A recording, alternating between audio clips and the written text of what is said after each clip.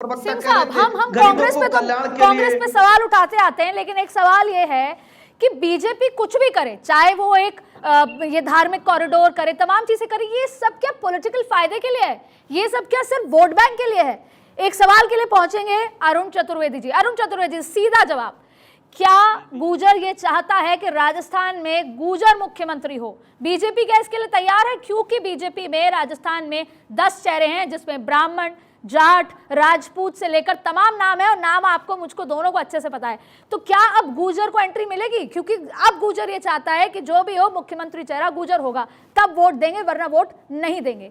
क्या कहेंगे आप? पहली बात तो भारतीय जनता पार्टी की इस लाइन पे नहीं। मैं दूसरी बात देख आऊंगा कि इसमें आपने बात की कि आज कांग्रेस पार्टी की राजस्थान में सरकार पूरी तरह झूठ पर आधारित है।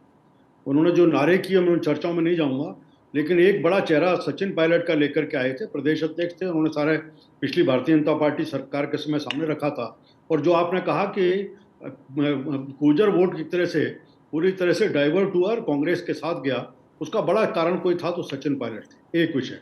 दूसरा, अगर हम केवल इसके बाद जाएं, भारतीय जनता पार्टी जो नई थ्योरी जिसमें की है, और विशेष रूप से नरेंद्र मोदी जी के प्रधानमंत्री बनने के बाद जो देश में हुआ है, विकास की राजनीति, डेवलपमेंट की राजनीति, मुद्दों की राजनीति, उसके ऊपर चल रहा है। और जातियों की राजनीति से इतर देश की राजनीति को नरेंद्र मोदी के बाद के कालखंड अरुण जी, बस मैं ये चाहती हूँ आप ये बताएं कि अगर गुर्जर मुख्यमंत्री होगा तो क्या राजस्थान की प्रदेश टीम एक्सेप्ट करेगी?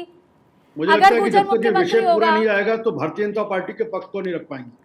आप उसमें देखना पड़ेगा कि आज जितनी हमने बात की, तो केवल पहली बार देश में देवनारायण योजना बना करके राजस्थान के 13 जिले, जिन जिलों में था, उनमें उत्थान के नाते काम करने वो जरूरी था, करना इसलिए जरूरी था क्योंकि 2007-8 में बीजेपी की सरकार में वो हाहाकार मचा था, उसको बैलेंस करना जरूरी था। मैं टोक रहा हूं बीच में, अपनी जानकारी को दुरुस्त करिए।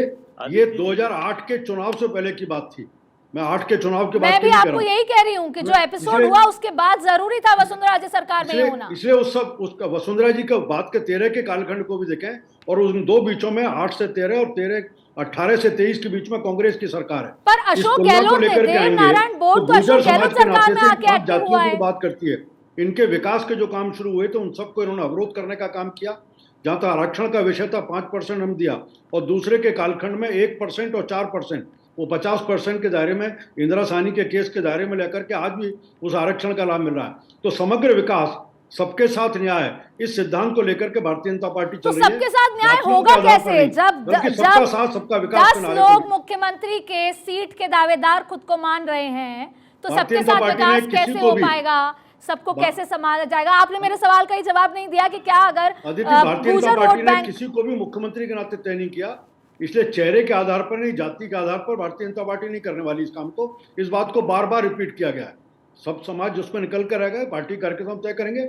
मोटे तौर पर है, सरकार बनने के बाद हम परफॉर्मेंस की राजनीति करें, डेवलपमेंट की राजनीति करें, सब समाजों के उत्थान की बात करें, अंत्योदय के उदय की बात करें, और नरेंद्र मोदी और भारतीय जनता पार्टी का राजस्थान का शासन। ठीक है अरुण जी, आपके पास वापस लौटूंगी, क्योंकि मैं जन आक्रोश यात्रा के फेलियर या फिर उसके सक्सेस की बात करूंगी।